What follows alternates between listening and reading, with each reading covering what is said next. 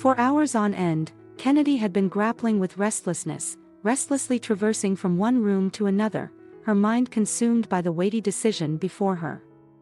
She and her spouse, Hunter, had shared 7 years of matrimony, and 3 years ago, they welcomed their son, Joseph. However, unlike her husband, Kennedy had outgrown the tranquility of their family life. Hunter, a dedicated doctor, poured all his energy into his profession, leaving Kennedy to shoulder the entirety of household duties and childcare, a role that no longer fulfilled her idea of happiness. Yet, when she vented her feelings to her friend Ruby, she often encountered astonishment. To Ruby, Kennedy seemingly possessed everything a woman could desire: an unwaveringly supportive and affectionate spouse.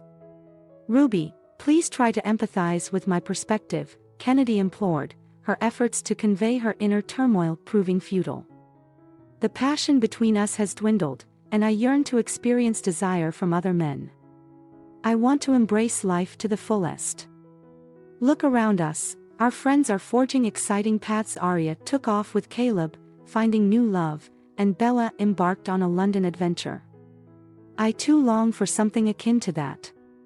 All I seem to have is this overwhelming sense of ennui," Kennedy lamented.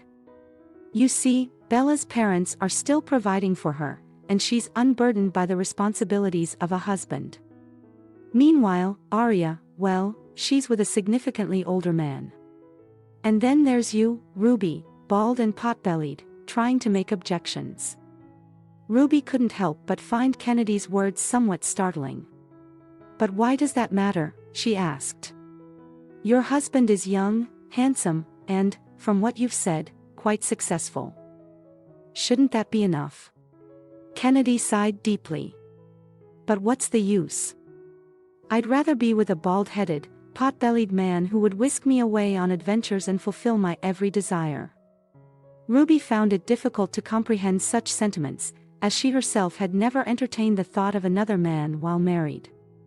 "You know," she began cautiously, "I've never really thought about other men."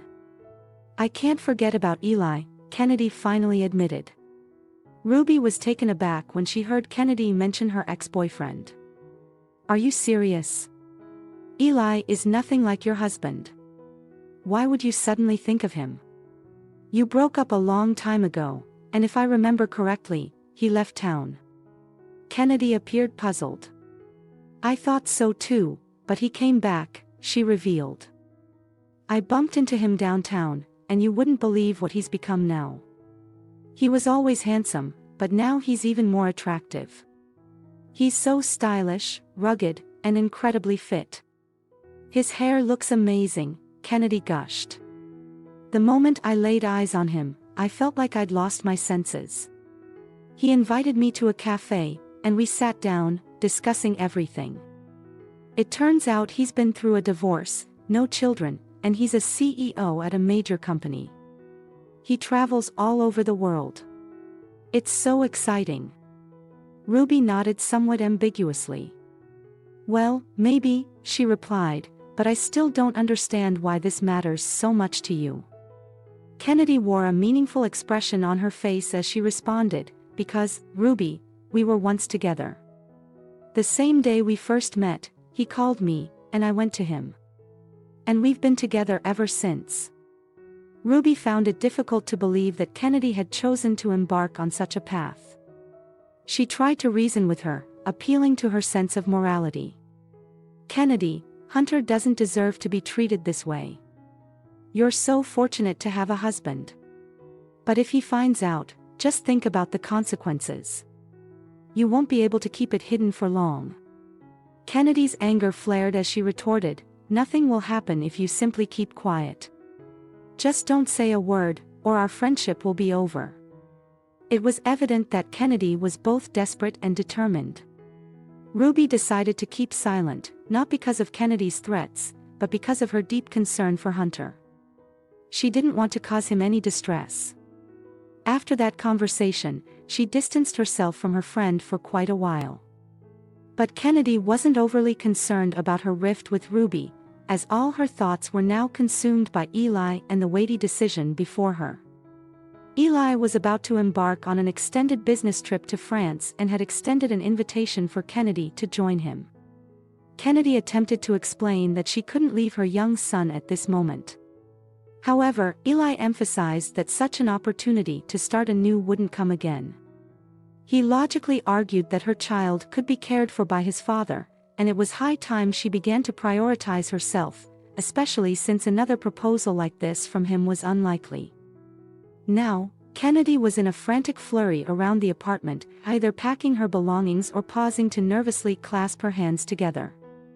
Time was slipping away, and after finally making her decision, she left a farewell note on the table and, without looking back, walked out of the house with a suitcase in hand.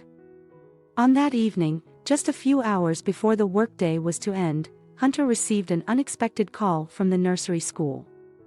They informed him that they had closed for the day, and no one had come to pick up Joseph.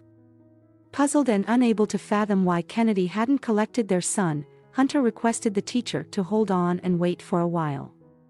Stuck at work and unable to leave early, and with no success in reaching his wife, Hunter decided to call Ruby. He implored her to pick up Joseph from the nursery school. Ruby reassured him that she would bring the boy to her own home and also promised to contact Kennedy to find out her whereabouts. Concerned and anxious, Hunter proceeded to retrieve Joseph. Ruby held a strong suspicion that Kennedy might be somewhere with Eli, having lost track of time and completely forgetting about her own child. About an hour later, Hunter called Ruby again, urgently requesting her presence. Realizing that something was amiss, Ruby hurried to meet him. When she arrived, a pale and distressed Hunter handed her the note that Kennedy had left behind. In the note, Kennedy poured out her heart, confessing her love for another man, urging Hunter not to search for her or await her return, and earnestly requesting him to oversee their son's education. Hunter, his voice soft and eyes fixed on Ruby, inquired, "Do you know anything about this?" Ruby replied with a sigh, "Yes, I do. It's Eli, her ex-Kennedy recently confided in me about their involvement, but I didn't realize it had become this serious." Exhausted and overwhelmed, Hunter sank onto the couch, covering his face with his trembling hands. He began by sitting in silence, but soon, the emotions within him seemed to break free, and he began to weep. To Ruby, he shared a painful chapter of his life, revealing that he had been haunted by misfortune from an early age. In a way reminiscent of the present, his mother had abandoned him and his father. She had ventured out at night with another man, and unable to cope, his father had succumbed to alcoholism. Hunter vividly recalled the days of hunger, sitting on a squalid floor amid bottles and cigarette butts beside his intoxicated father. It was a painful memory that persisted until his grandmother intervened, taking him in. However, she couldn't rescue his father, who continued down a self-destructive path. After several years of relentless alcohol abuse, his father met a tragic end, freezing to death in a desolate alley one wintry day. Ruby struggled to contain her tears, her heart aching at the weight of Hunter's long-held pain. Kennedy's actions had torn open wounds that had never truly healed. "Hunter, I'm so sorry," Ruby whispered, her desire to ease his burden palpable. "I want to help you through this. It'll be tough for you to be alone with Joseph." Hunter's anguish was evident, and he lashed out, accusing Ruby of keeping secrets from him. "You knew everything, and you didn't tell me. Just go away." Ruby attempted to explain why she hadn't shared the information earlier, but Hunter refused to listen and abruptly ushered her out the door. 5 years passed, and one day, circumstances led Hunter to temporarily work at a women's prison facility. Upon arrival, he was summoned to attend to a woman who had fallen seriously ill overnight. Seeking to understand her medical history, he requested her records.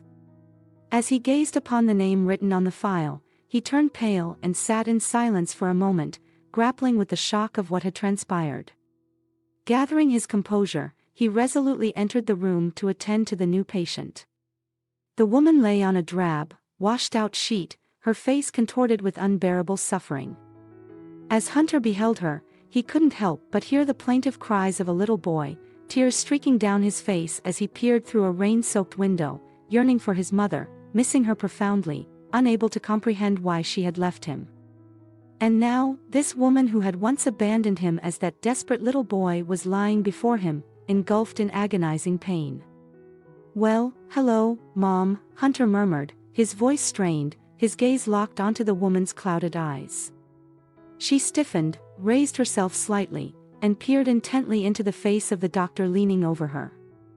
For a few moments, silence hung heavily in the air, and then, with a startled cry, she collapsed heavily back onto the bed, losing consciousness. Hunter revived her, administered a painkiller, but cautioned her against speaking, as words were unnecessary. The ensuing hours were a blur as Hunter worked tirelessly to locate a suitable clinic in town that could accommodate a complex case, perform emergency surgery, and arrange the requisite paperwork.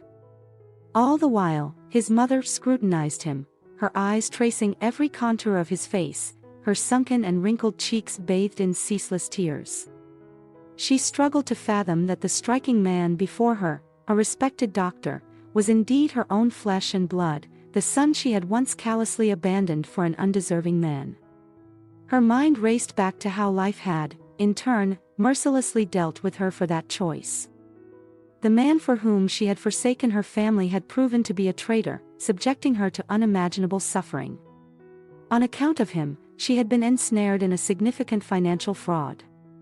She had placed unwavering trust in her lover, only for him to orchestrate a scheme that would pin all the blame for the company's illicit dealings on her.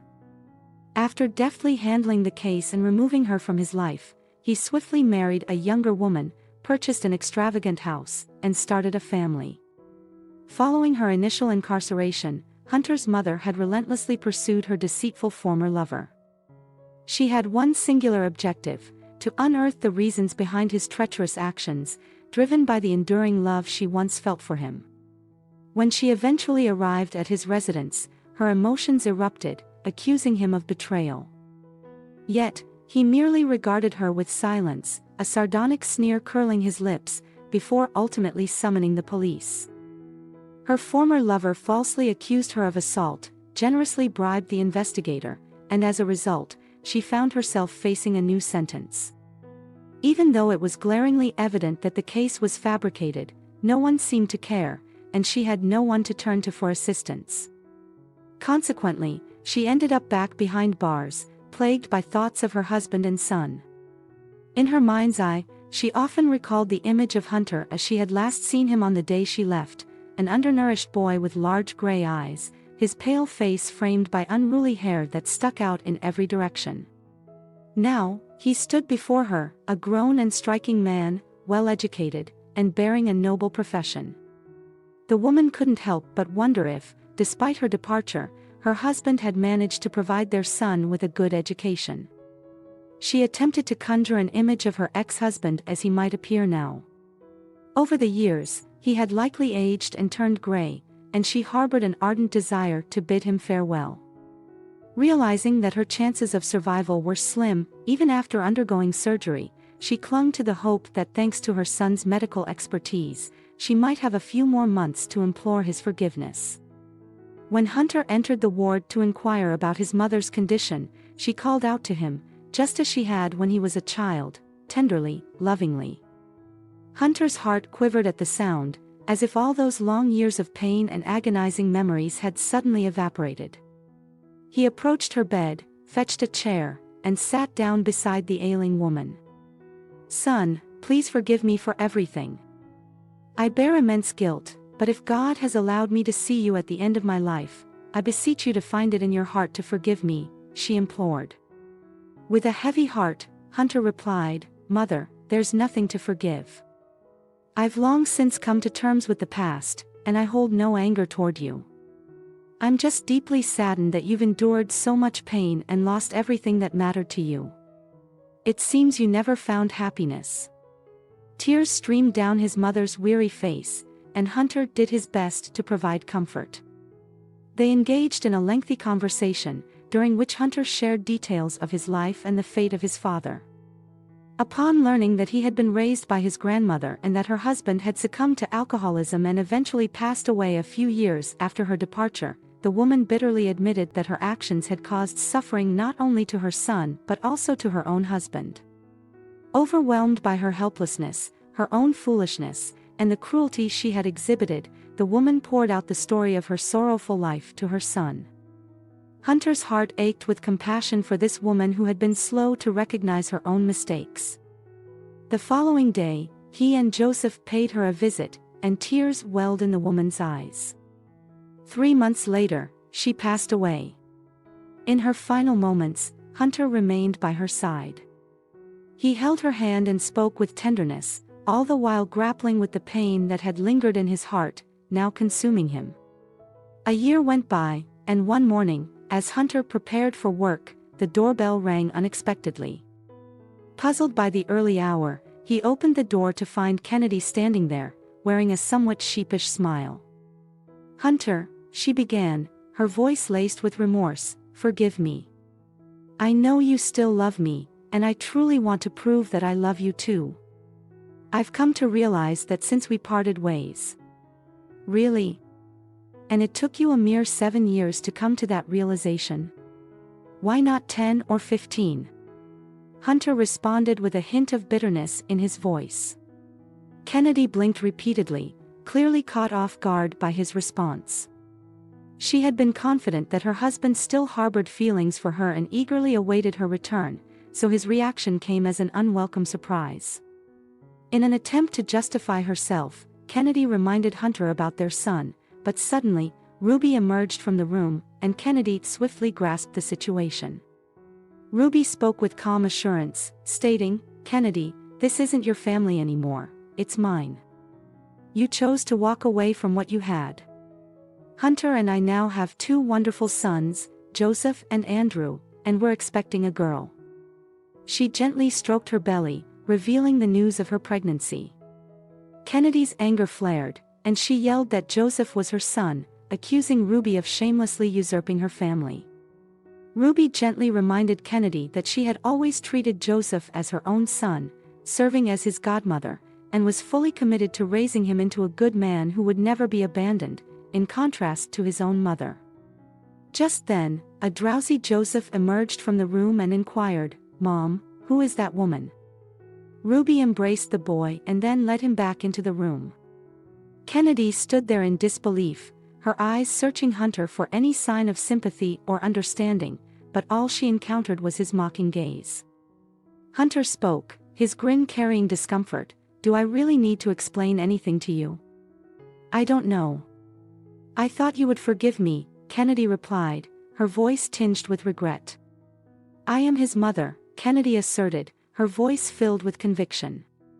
"Mother?" Hunter responded, bitterness seeping into his tone. "Well, perhaps one day he'll find it within himself to forgive you. But maybe not. It all hinges on your future behavior." Kennedy's anger flared at his response. How dare he treat her this way? She attempted her usual tactic of creating a scene and portraying herself as unfairly wronged. However, Hunter paid her no heed and abruptly slammed the door in her face. And why should he listen? He now had a genuine family, a loving wife, and wonderful children who had become the center of his life. He couldn't envision his existence without them. Kennedy was free to chart her own course, the path she had chosen for herself. Hunter wished for her to go as far away from him and his newfound happiness as possible. He harbored no desire for her to ever return.